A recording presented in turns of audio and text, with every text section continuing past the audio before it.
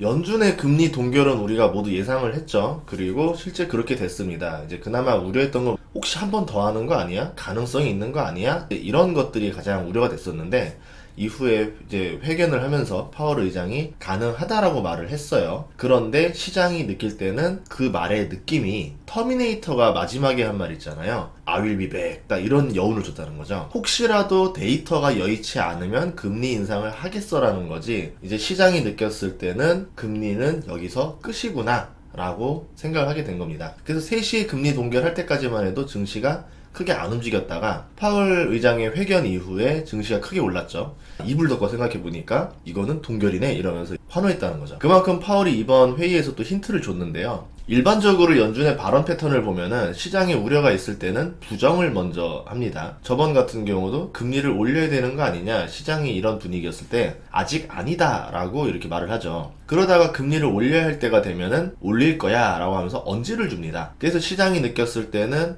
왜 적재적소에 못 올리고 이렇게 한 박자 늦게 하냐라고 하는데, 충격을 줄까봐 시간의 텀을 주는 거예요. 그 다음에는 금리를 올릴 필요성이 있다, 느끼고 있다, 데이터에 따라서 올릴 수도 있다, 이런 식으로 실질적인 예고를 합니다. 충격받지 말라는 거죠. 그 이후에는 이제 금리를 쭉 올립니다. 반대로 내릴 때는 쭉 내려요. 그러다가 금리 인상을 더 이상 하지 못하고 중단을 하면서 고점을 유지하는데, 대개 보면은 오래 버틴 적이 없었습니다. 시장이 고금리를 견디지 못하고 침체가 오거나 아니면 다른 나라 금융위기가 오거나 하면서 글로벌적으로 봤을 때는 경착륙, 미국 내에서 봤을 때는 연착륙, 이런 식으로 와서 멈췄던 거죠.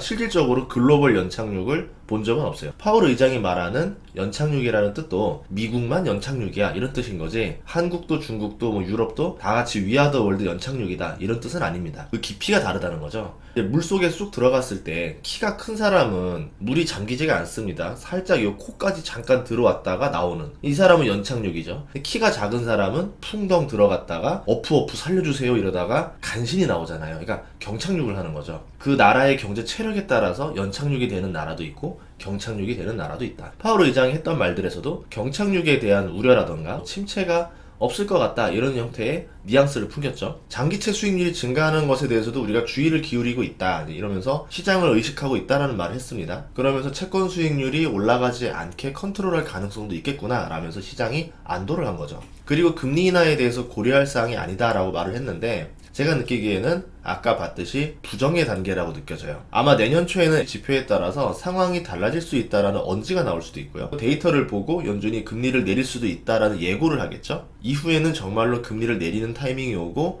첫 금리 인하 때 시장이 크게 환호를 할 겁니다. 연착륙이라면. 이후에 계속 금리 인하를 하면서 시장이 우상향하는 그림도 생각해 보겠죠. 금리가 계속 떨어지니까 기업의 실적 가이던스를 계속 그만큼 올려줄 수 있잖아요. 그러니까 이제 증시가 쭉 올라가는 우상향이 나오는 거죠. 이거는 연착륙이라는 모델링에서 나온 거고, 이러다가 경착륙이 발생하면은 쇼크가 벌어지고 금리를 그냥 뒤늦게 급하게 내리는 형태가 되겠죠. 어쨌든 연착륙에 대한 기대감이 커지면서 증시도 오르고 채권 금리도 떨어졌다 이렇게 생각하는데, 연착륙을 판단하는 유일한 방법은요, 연준이 스스로의 의지로 금리를 인하해야 돼요. 아까 말한 대로 시장이 충격을 먹고 은행이 망하거나 다른 나라가 무너지거나 아니면은 큰 기업이 쓰러지거나 그런 상황에서 실업자가 많이 나오고 이거 안 되겠네 하면서 이제 금리 인하를 급격하게 하고 유동성을 푸는 거는 좋은 게 아니겠죠. 반대로 연착륙이 정말 성공한다라고 하면은 이거는 없었던 일이 발생하는 겁니다. 저는 그게 왜 발생했나 생각을 해보니까, 이전 경제 위기와 이번 경제 위기 때 달랐던 게 코로나였기 때문에 사람들한테 돈을 직접적으로 줬어요. 그래서 개인들의 통장에 돈이 두둑해졌습니다. 그런 상태에서 침체가 오면은 사람들이 소비 여력이 살아있고 고용이 살아있는 거죠. 이런 형태로 빠져나올 수 있다라는 모델링이 될 겁니다. 아마 나중에 파월 의장이 노벨상을 받을 수도 있겠죠.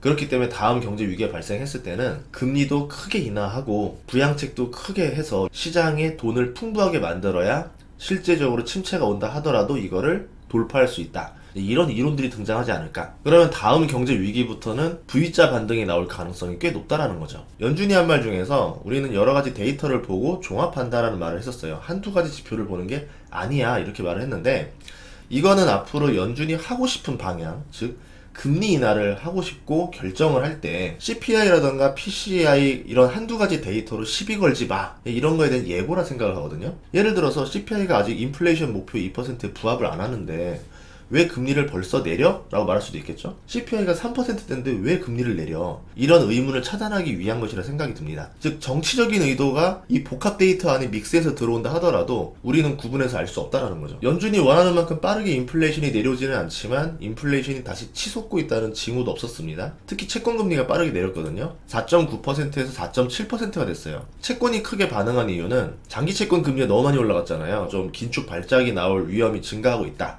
이렇게 되면 연준은 채권 시장을 하락하기 위해서 QT를 처리해야 될 수도 있다라는 어떤 희망 때문에 금리가 떨어진 게 아닌가 이렇게 생각을 하거든요. 이미 1년 넘게 1조 달러를 넘는 자산을 삭제했습니다. 그리고 매월 950억 달러의 QT를 하고 있죠. 중국도 일본도 채권을 못 사주는 상황에서 연준이 패닉세를 계속 던지니까 채권 금리가 튀어올라서 시장에 불안을 주고 있죠. 연준이 원하는 만큼 QT를 지속하기 어려울 수도 있다는 거예요. 그래서 연준이 은행 시스템이 튼튼하다 이렇게 말한 이유도 이런 불안을 지우기 위해서 멘트를 하나 더 던졌다 생각이 들거든요. 연준이 액션을 한다면은 이 QT를 조기 종료한다던가 아니면 양을 줄이는 일이 나올 수 있겠죠. 이런 기대도 반영을 하면서 국채금리 하락으로 이어진 게 아닌가. 만약에 이런 분위기가 좀 더 지속이 된다면은 국채금리가 이거보다 더 많이 떨어지는 이런 모습도 생각이 되고요. 물론 국채금리가 이렇게 내려가면은 QT를 예정대로 지속할 수도 있어요. 국채금리가 다시 오르면은 이런 기대감이 또 나올 수도 있고, 그래서 국채금리가 너무 과하게 튀지는 않게 방어해 줄 수도 있다 생각이 됩니다. 지금 고용과 소비 실적이 다 뜨거운데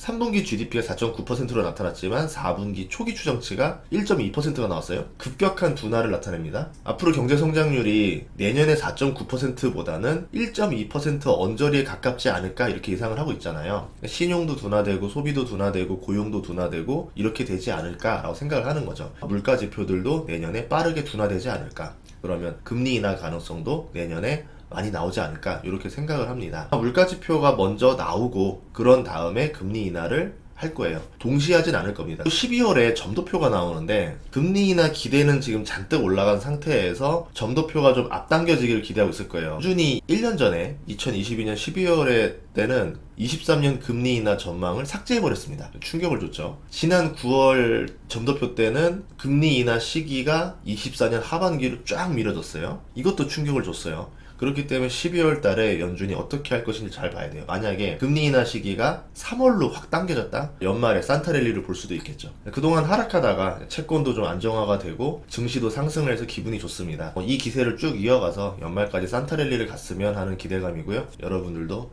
투자 화이팅 하시길 바라겠습니다. 다음 시간에도 좋은 정보로 찾아뵙겠습니다. 구독과 좋아요, 알림 설정 부탁드릴게요. 고맙습니다.